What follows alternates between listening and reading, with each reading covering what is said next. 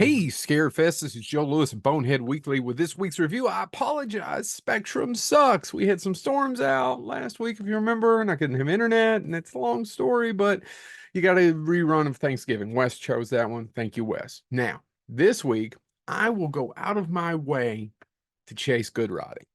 I love snappy dialogue, good writing. I will stop whatever it is. I've heard so much.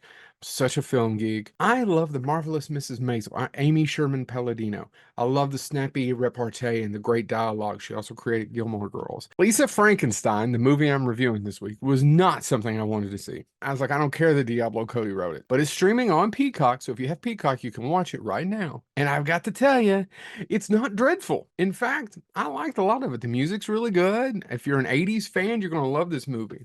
My one criticism when somebody asked me when I was about to do this, how was Lisa Frankenstein? I go, it's not as bad as I thought it would be. Still pretty cliche. That's my review. It's one sentence. Pretty good. Well written.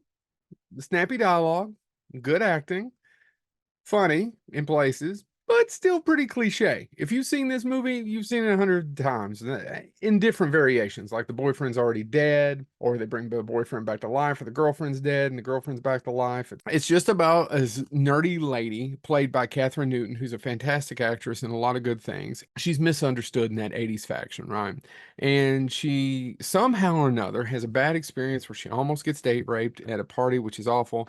And she goes to the cemetery she visits all the time to this one particular grave, and she makes a wish, and all of a sudden this Victorian corpse comes up the next day, and hijinks ensue. That's pretty much it. He's missing a few body parts, and she has to help him find those, which doesn't work out well for people who already have the body parts, if you get my drift.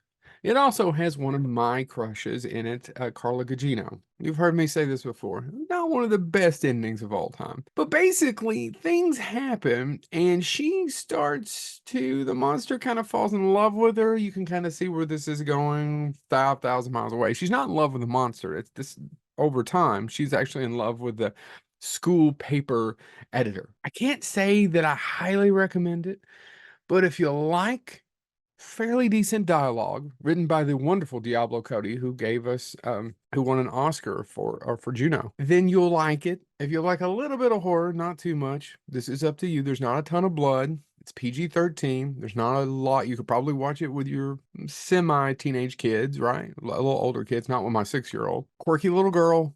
It's right up your alley. It's just, I've seen this movie so many times. I've seen it in different variations so many times. Oh, quirky. Oh, 80s soundtrack. Oh, blah, blah, blah, blah, blah. They made them a lot in the 80s. Should you watch Lisa Frankenstein? It's not bad. It's just, I hate doing those scores like I give it a 3 out of 4 stars. No, it's just not fantastic. You should never break your neck to see Lisa Frankenstein. If you have Peacock, though, check out Lisa Frankenstein. Go watch it. It's not a terrible movie. Written by Diablo Cody, who I'm a huge fan. Would I watch this or The Marvelous Mrs. Maisel to get some really snappy character dialogue? Miss Maisel every day. I kind of enjoyed it. It's not terrible. It's worth about an hour and a half if you have Peacock. Hopefully I won't miss another week. That was actually the first week that I've never been able to deliver my review, which is sad. I'm doing this 6.5 years, and that was the first week, and damn, apologize, but I hate Spectrum. Hate them. So this is Joe Lewis, a Bonehead Weekly. Please send me more of your internets. I need them.